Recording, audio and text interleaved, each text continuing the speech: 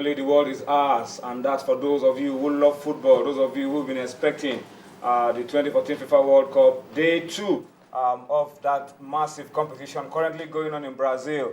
And I'm assuring you that tonight on the show, we will look at all that is going on around the 2014 World Cup, and with the Brazilians, of course, sing aloud that the world is ours. The Brazilians, surely on the heels of an impressive start to the campaign, will feel that if they can go all the way and win it once again, they will show the world that indeed Brazil is the home of the beautiful game. Welcome to Sports Tonight this Friday. This is the last edition of Sports Tonight for the week. Promises to be exciting, fun-filled as always, because tonight on the program we will talk about the 2014 FIFA World Cup. We will reflect on what is going on. We will talk about the Nigerian team. We will also update you with games currently going on. A game has already been decided today. Another game is going on as we speak. Another game will be played just after that. So we'll talk about all of these on the program tonight. We will also spend some time on the show to look at the state of domestic football, because there will be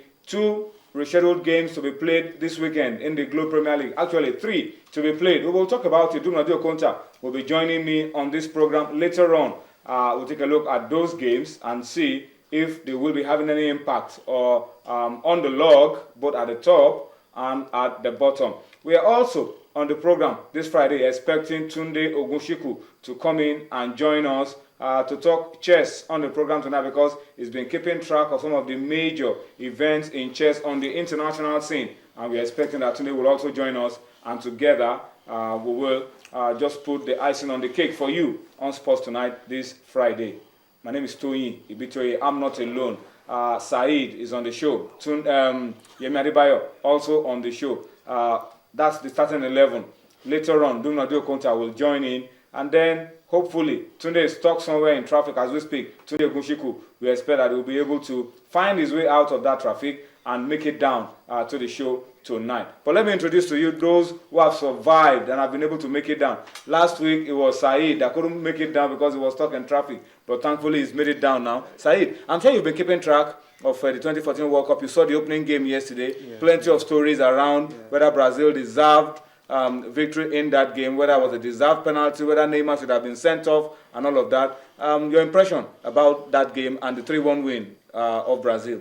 Well, last night I talked about the factor then the Brazilian national team. Definitely Croatia, they had a lot of work to do there. They had to look at the full backs for Brazil. They had the likes of Dani Alves there. They had Marcelo there, and it would have been so very difficult for them. Also, KG Neymar there, and also Oscar. In fact, all eyes was on Neymar yesterday, but meanwhile Oscar came to the party. In fact, for me, it was the man of the match. So it was going to be very, very difficult for Croatia. But notwithstanding Croatia, they played very, very well yesterday. Rakitic, Modric, even was this victory deserved? It was totally deserved. It was deserved. What about the penalty? The penalty that Fred won. Let me say Fred's penalty. Okay, to some people that made it 2-1. If it was still 1-1, it could still be anybody's game. But when you look at that penalty, you might want to say it's a soft penalty. Okay, whether it's a soft penalty or not. Okay, but at least they got the 3rd goal. Okay, some people now they're arguing that if not for that penalty, they wouldn't have got the 3rd goal. But notwithstanding, I cancel out that penalty. The 3rd goal that will still make it 2-1. But the 2 leads to the 3. If there's no 2, there can be 3. Okay, if there was no 2, there can be 3. There can be 3. There will be 2. Unfortunately, the ref grabbed the headlines. Yeah, exactly. And interestingly, before that game, the Brazilians were worried that they didn't want that referee because he has a history of not favoring the Brazilians. We also do it in Nigeria a lot. When we hear some certain names, we feel we've never won a game under this referee. So the Brazilians had that feeling. But it turned out the other way for them. Yes, it did. Did that put the referee under some kind of pressure? I think it did. Victory belonged to Brazil in whatever shape it came. The goal was a measure of the pressure. Some bad decisions by the ref. I think Fred conned the referee. That's my opinion. He conned him. And even the 3rd goal, if you look at it critically, there should have been an infringement before the ball got to Oscar and he ran down all the way.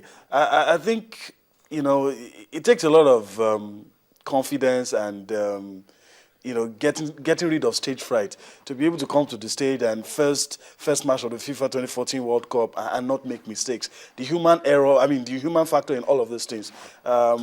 it might make FIFA think that, look, we've done goal-like technology.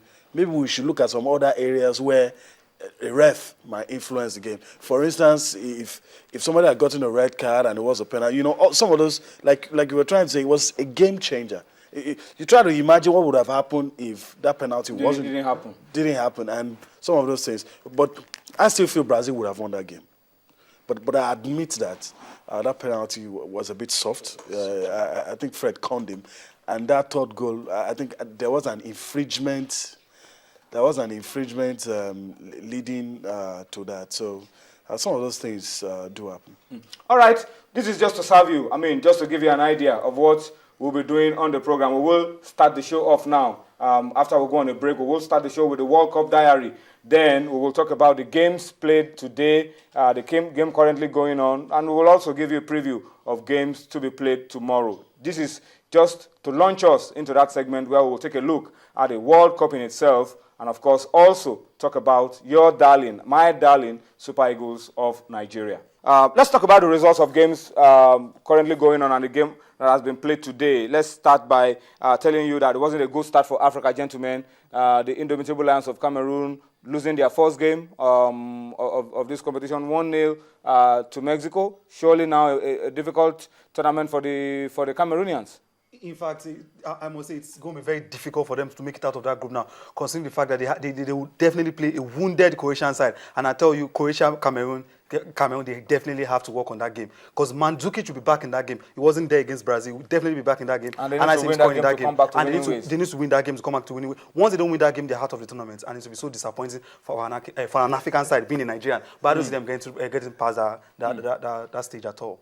All right, let's take a look at what you see on your screen. The live game that's currently going on, has produced yet another goal. And this time, the Dutch have taken the lead against the defending champions, the defending world champions, Spain. And it's Arjen Robben that has gotten the goal after 53 minutes of football. So the Dutch have turned this around from going 1 goal down in the 27th minute through a Xavi Alonso penalty. They drew level through Robbie Van Persie in the 44th minute, a fantastic header, giving them the leveler. And then Arjen Robben now has scored another one. So it's Holland leading Spain by 2-1. Well, the Spaniards will look back at 2010. The story of 2010 was at the start of the tournament with a loss to Switzerland, and yet they turned it around and went all the way. So maybe that's what it looks like again for the Spaniards. And then the game we're talking about now, Mexico, 1-0 over Cameroon. We were saying that it's not a fantastic start for Africa.